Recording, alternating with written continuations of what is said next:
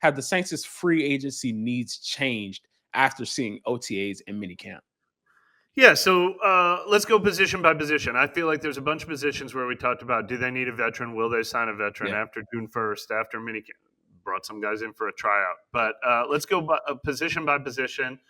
Corner for me is the one where I'm still for it.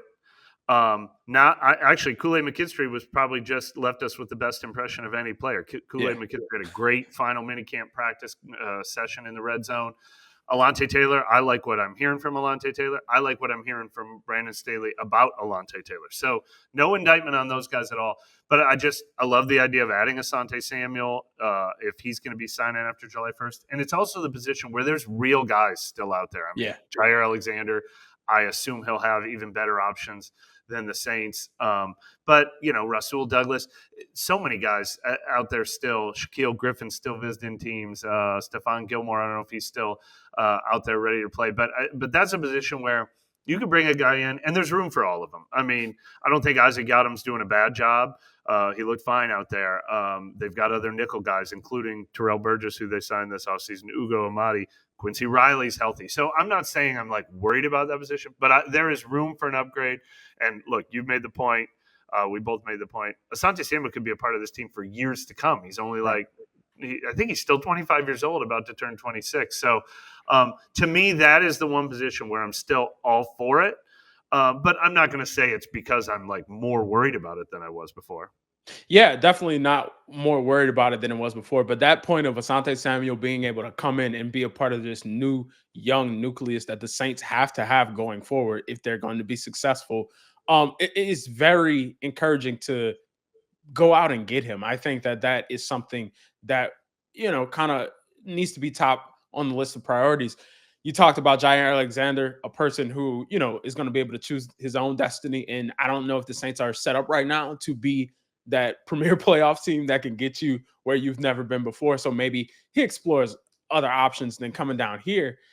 And I'll tell you one thing, hot as it was out there, I don't know if you want to go from Green Bay to New Orleans that fast. And me, I'm always got to be the highest bidder to get him down here for sure. Definitely a lot of money is going to have to get me down here like that. But what about wide receiver? Obviously, Gabe Davis, a guy they just visited with this last week.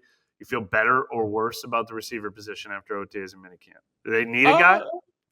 I still think definitely you can use a guy. I definitely think you can use a guy, and bringing in Gabe Davis, somebody who has a name in the league, but I don't know what his injury history kind of is right now. I know he's coming off of some things, but I think maybe, and this might be just a green take, but I think seeing Jawan and his self kind of realization over this offseason after getting re-signed down here, I think it all comes together and he plays above kind of maybe his size and becomes that bigger body receiver. Yeah, definitely needs to, no question about it, because you have Foster Moreau, somebody who I feel is important to this team, not only as a voice, but skill-wise. We saw him last year go out there and make plays when no plays were being made.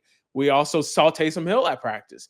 Very important. That kind of bleeds the wide receiver and tight end positions together. I'm going to let you go on and talk about you know what? That's ends. a good transition because, well, first of all, I'll say on wide receiver, I still bring in Gabe Davis if I like Gabe Davis. Yeah. There's room for him. I mean, I don't need just a body because already we're starting to do our 53-man roster predictions. We're going to put that on the website soon. I'm already do I have room for Cedric Wilson and Donovan Peoples-Jones and Bub Means and Kevin Austin? I don't. You have to cut 2 or 3 of those guys. Pettis.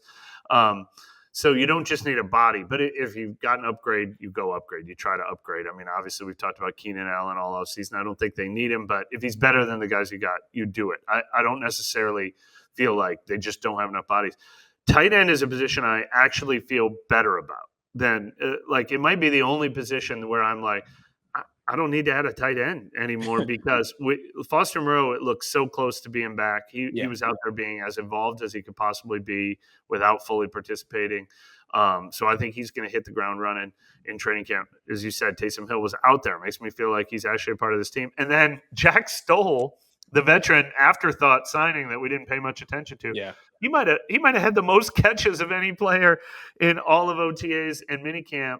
Look, I don't think he's going to be a stud for this team or anything, but there's your veteran third or fourth guy. They obviously drafted one. They have Dallin Holker. He came back from injury, so there's a position I feel better about than I did 4 weeks ago. Yeah, for sure. And then just another position, defense. Where are we at on defensive end? Do you think they can add somebody? Do you think there's even somebody out there to add? Yeah. Well, that's the second part. If there was a Gabe Davis or a Asante Samuel, a defensive end, I'd say go get him. I mean, they added Chris Rumpf, who they know very well. Brandon Staley drafted him and coached him with the Chargers. He obviously fits his defense. So you've got that option if you're not seeing what you want out of Foskey. You've got Granderson. You've got Chase Young. You've got Cam Jordan. So I don't think they need a body there. An upgrade, of course.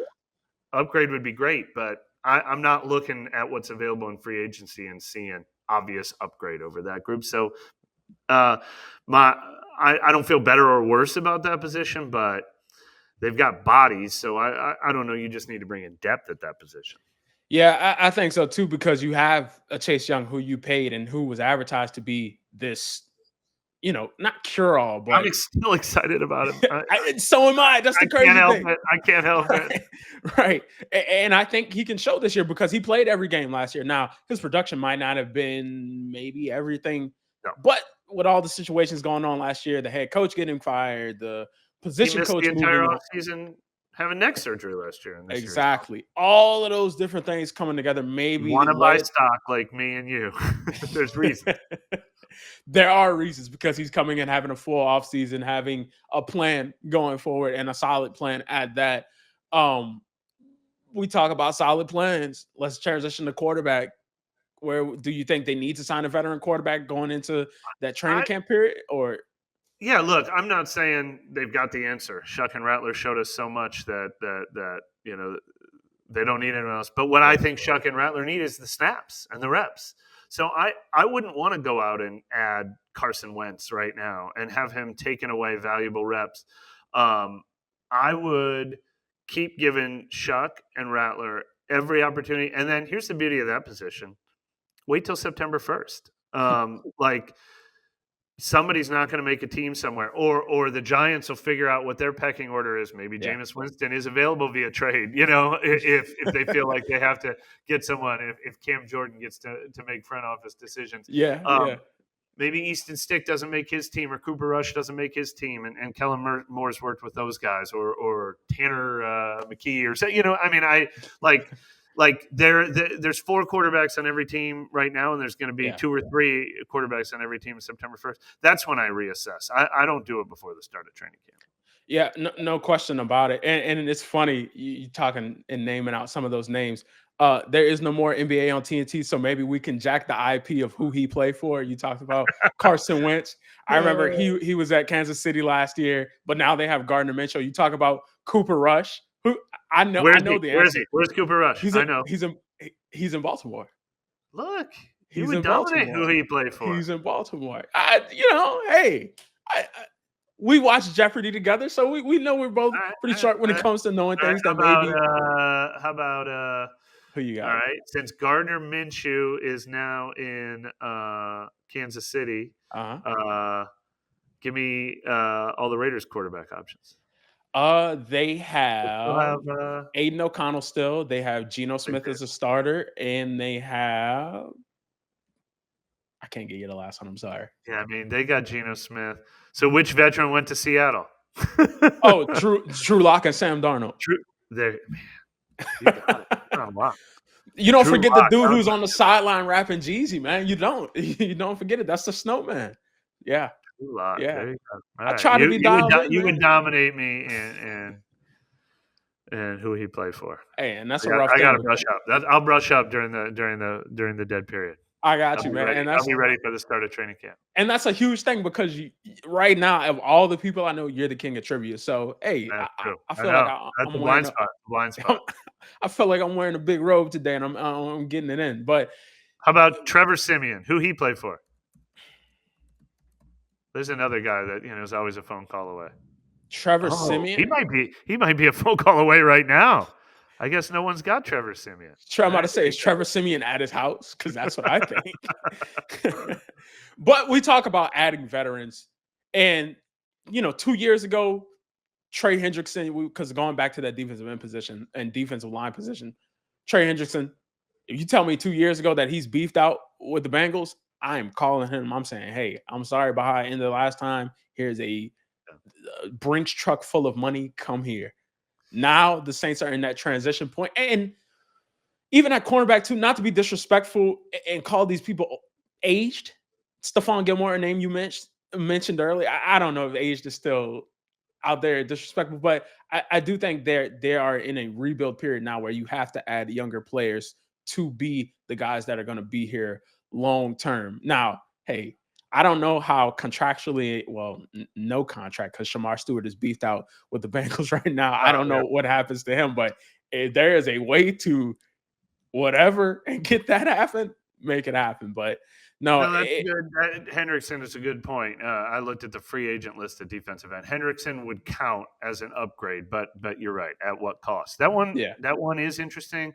I almost now that the money situation for the Saints isn't that bad, I almost wouldn't mind paying Trey Hendrickson. I'd almost be more hesitant to give up the draft pick that you have to give up to get him, to be yeah, honest. because But you got to give up something. and But is he a 1-year rental? But look, if you could sign him to a 4-year deal, and he's like, I love it there. I couldn't wait to come back home. I want to be a yeah, part of your rebuilding. He's only 30. I don't hate it, but honestly, the draft pick it would take to get him is almost what makes me hesitate most because I want to have the future in mind with any move you make. exactly, and that's the key: having the future in mind with every move you make.